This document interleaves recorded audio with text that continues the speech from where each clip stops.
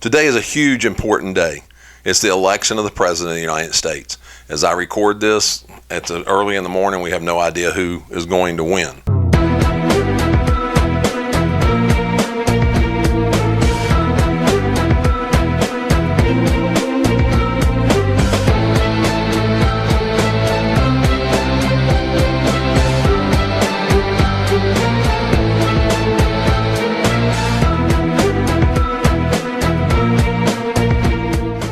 Probably the highest turnout election in my lifetime.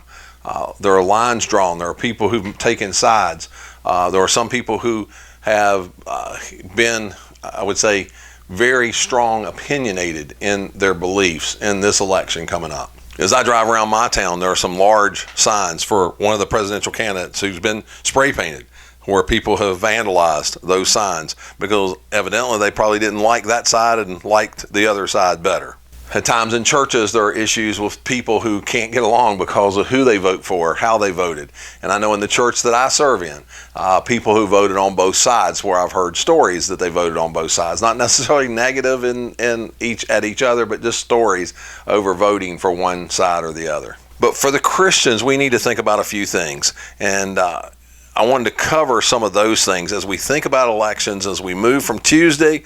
For many of us, Wednesday nights, we're still meeting in some level, even in the middle of COVID. So as we move to Wednesday nights or Sundays or whenever we're back with our teenagers, to kind of bring us back into a right perspective. The first is this, that for some people say we shouldn't vote as Christians or, because God's sovereign and he's in total control. But my personal belief is that if I lived in a country that I could not vote, that I'm just to be okay with living in that country. I'm to be okay with not necessarily rebelling against the government. That I should trust God and his sovereignty for the government. But in the United States, we have a right to vote. We have the privilege of being able to vote. And I think because we have that privilege, we as Christians should vote. As we vote, we should be voting an aspect of our conscience and our who we are, as well as godly principles, and all those come together for us to pick who we think would be the best candidate for our country to be able to move forward. And I'm not going to give you what I think those things should be in this talk. I'm just not going to, because different people gravitate to certain aspects of certain things. What I'm going to say is that at the core of you and your vote, you are Christian. And that should be at the core of what you do, because it should be at the core of everything that you do. So as we think in this terms, we got to recognize that God is sovereign. But God also says that he allows the sunshine and the rain to fall on the just and the unjust. And so sometimes we want God to be on our side, kind of quote unquote, and I don't know exactly how he does that, except for this is what I know. He is sovereign, he has control, and he has direction. And somehow he allows free will, even in elections, to be a part of that. But he has ultimate control over what's going on. Now, how does that really work and how does that come together? Make a comment if you've got God's sovereignty figured out down in the comments below, because I sure don't. I just have to trust that God has given me a free will and that God is sovereign. I do recognize that his ways are higher than our ways, that I have to just trust God. But in the world of election in the United States, God has allowed me to be in a country that allows me to vote, and so I want to exercise that right. The next thing we got to think about is the fact that Jesus died for all. That Jesus died for everybody. The Democrat and the Republican and the Libertarian and the Green Party and that we could keep adding different parties to. Jesus died for all. He loves everybody. When Jesus walked on this earth, one of the groups that had political power in one way was the Pharisees, the religious leaders of the day. And the Pharisees were very much against Jesus in almost every instance and almost every scene.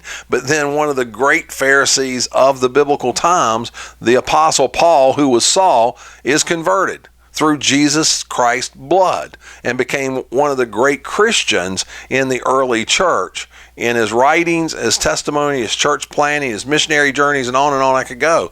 But he would have been on the hated side and was actually going to kill Christians when he was converted. So yes, Jesus died for all. And we're challenged to love like Christ was loved. We're challenged to love in that way, to love the good and the bad. Jesus even went so far as to say that we love those who are easy to love, if we love the lovely, if we love those who are like us, how hard is that even the pagans do that?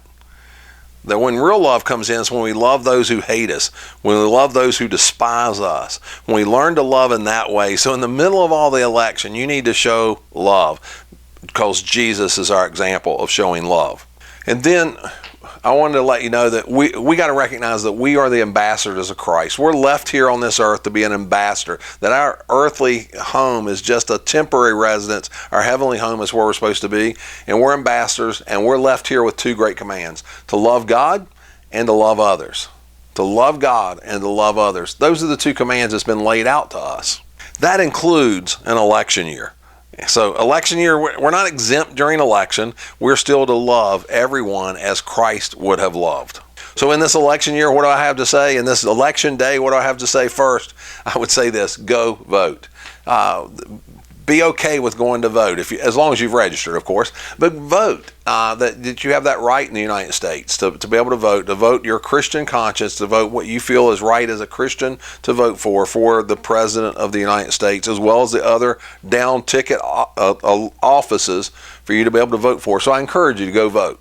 After you go vote, then trust God. Trust God in the situation, that God is still sovereign, that things will still be what God would have. And even if your candidate doesn't win, what does God want to say to you and say to those around you based on that vote?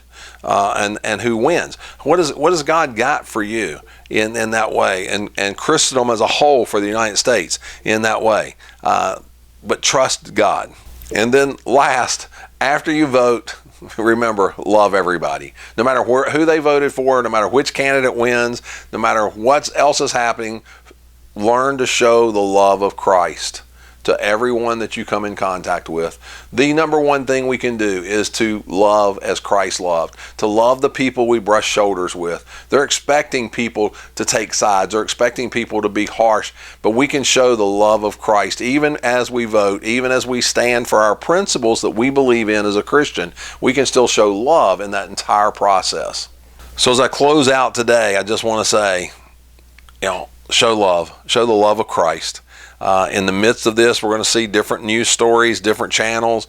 We're going to see people who are upset. We're going to see people who are celebrating. In all of that, we need to show the love of Christ. And I just want to take today, Election Day, just to kind of post this. I typically don't post political, and even in this, I don't think I'm posting political. I'm taking a political moment and I'm posting Christian. And we as youth ministers then, as this is a youth ministers channel, we can highlight this to our students. We can walk the higher road to our students. We can let them know of doing our civic responsibility and our civic ability, but in that, we can also let them know how much we're going to love everyone. And so I just want to leave you and challenge you with that. If you want to subscribe to this channel, I would really appreciate that.